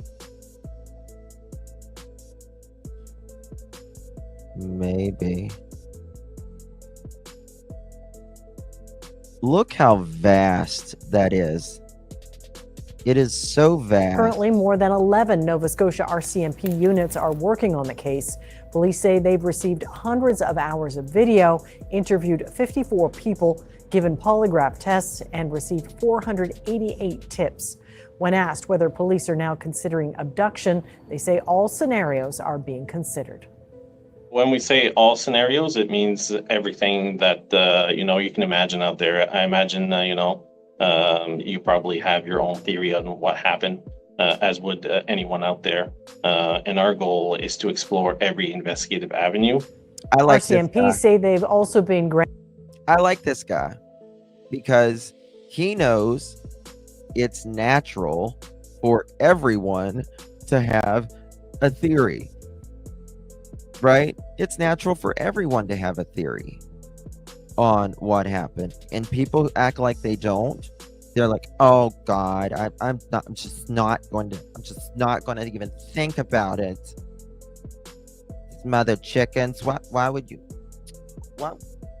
think about something happening like that? Because it's an awful situation.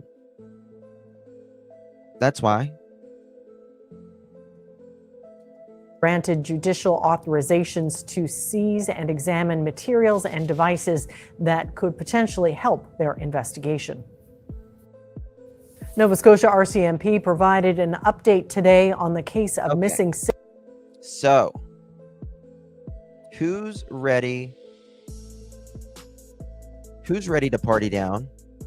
Are y'all ready to party down? Because I am. I don't know about you, but I am so ready to party hardy.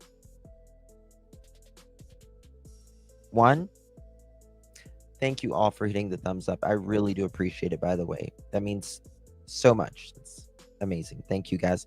Also, for the replay crew and you guys in chat after this video, if you want to leave a comment down below, I don't care if it's a smiley face, a middle finger, I don't care. It'll just help the video. I would appreciate it. Thank you so much. Get up off me. I said that's enough. Let my gut to the go. You act like you starving, Monquito. Now I said that's enough. You want to bite me? Huh? Okay. That's how I feel. Now get up off me. Got these people recording me act like I don't feed your ass. And look at your damn daddy just sitting there. You need to come get your damn daughter. She get this shit from you. Now let my damn titty go. You didn't eat. Let it go. Because at this rate, I'm not going to care if Monkey Protective Services come get your ass. Now let them go. You didn't eat and you acting like you starving. Okay, we won't listen. We won't listen. Who is that? Oh, I thought I heard something. Now get your... Okay, let me just turn my ass around. Now, didn't I tell you to let my shit go? Now, I'm not about to keep playing with you in front of these people. I'm trying... Okay. Okay. Let me see who looking. Okay, hey. I found him! I found him! Bobby! This is the guy I was talking to you about. I have these... Nigel, where are you, Nigel? Bobby, come Nigel, over what I here! tell you about Check running this off out. all the Yeah, day? he's Oh got my brakes this God! time. Oh, that was great! Oh, and he's got... Oh, man! Oh, when everybody hears about this, they're going to be so Oh, he's got proud, mate. grapes. And then I'm going to tell this Mom is and great. Dad. Nigel, and you really I'm gonna outdone tell yourself. Sister Hey, and guys! Ellen Hey, and check everybody it else out. at school This is and great, friends oh, and man.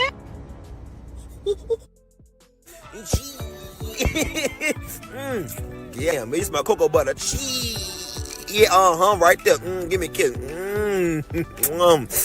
Damn, you got to be an Instagram model or something. Here, put this shit on your gram right here. There you go. Yeah, give me a kiss. Don't move. This one going on the wall in my trailer. Christopher! Katie! Christopher! Katie! Christopher! Katie!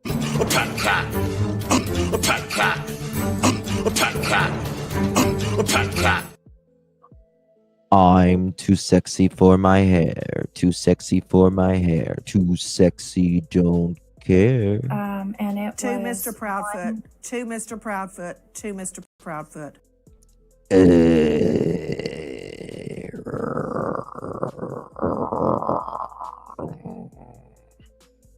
I wonder what Bullhorn Betty's doing right now. I wonder what she's doing. Let me check on her flip phone. She better not hashtag me again. Oh. Suck it now. Oh. Suck it now. Oh. Suck it now. KK.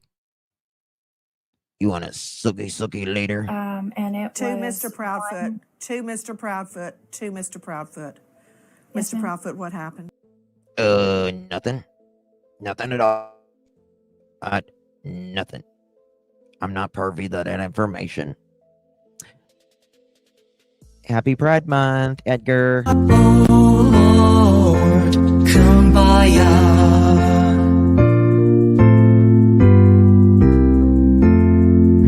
Someone's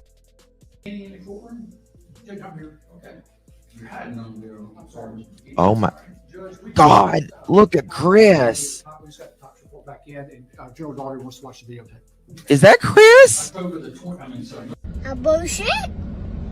A bullshit. A bullshit. A bullshit. Here is an actual video of Edgar Steen answering the phone call when he was 19 years old at his mommy's house.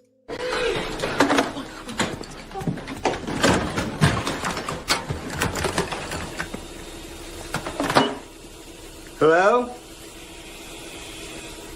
Hello? I said don't disturb you, I'm cleaning my room! Girl, how I look? Like a damn fool.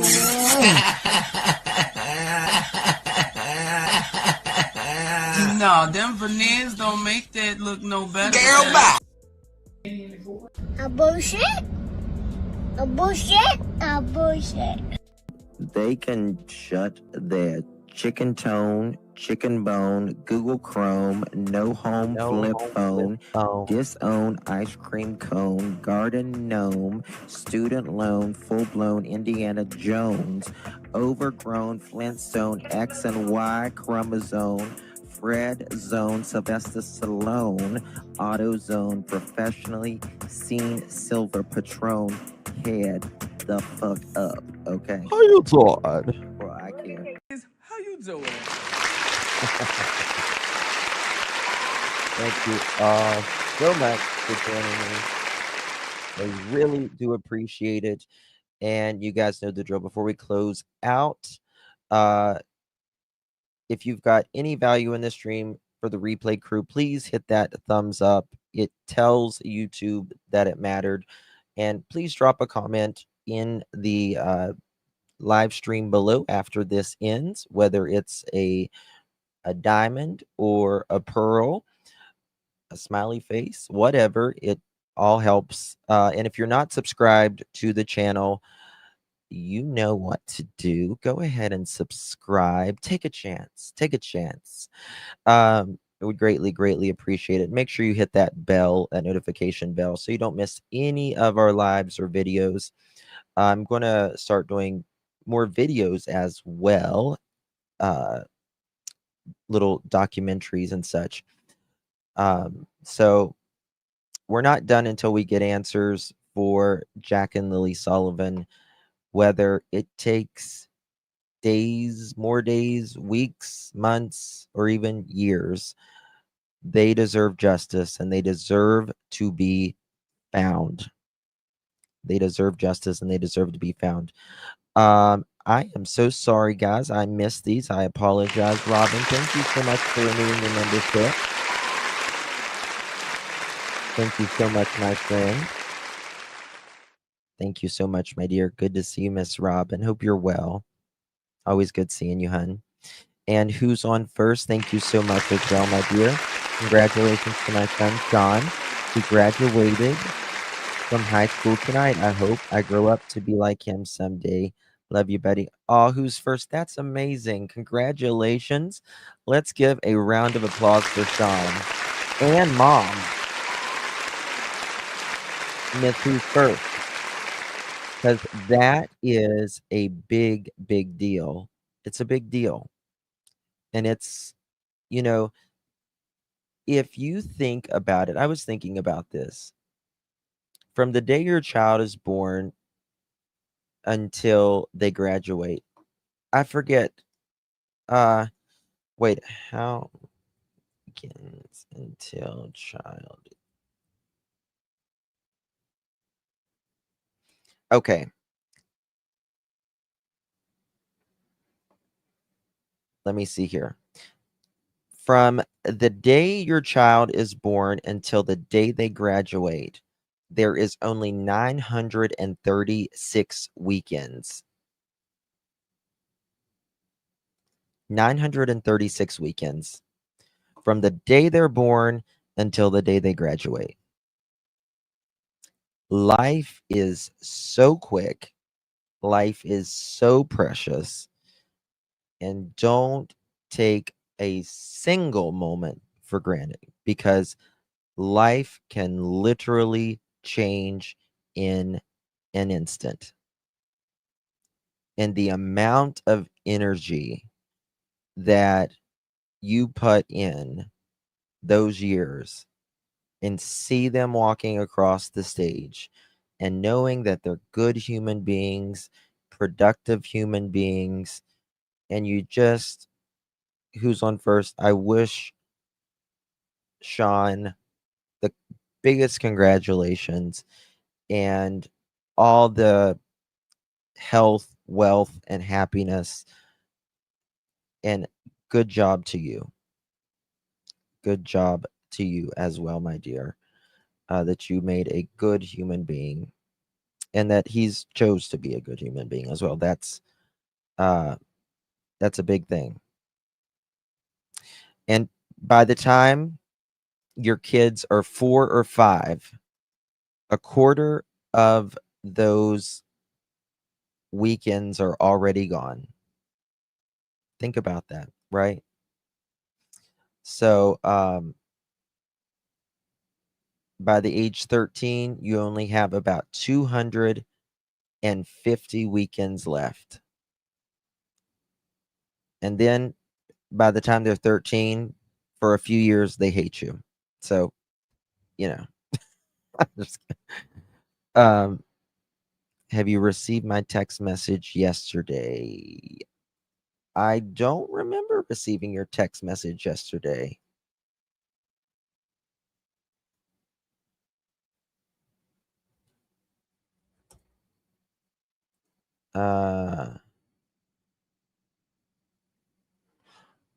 By the way, Senator Marco Rubio, quote, tonight Israel took hold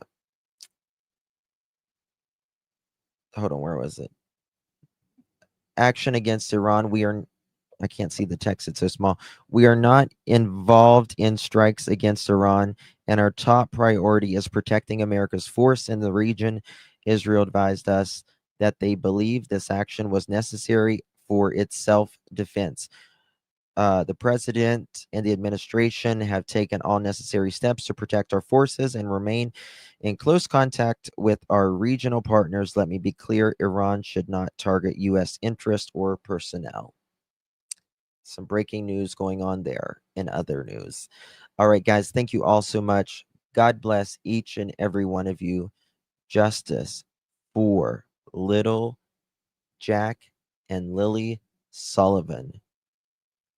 They deserve answers out of Nova Scotia, Canada. RCMP, I know you're doing tireless work. Thank you for that. But let's find some answers soon, please. Please. God bless you all. I might be back here in a little bit. We'll see if I got something.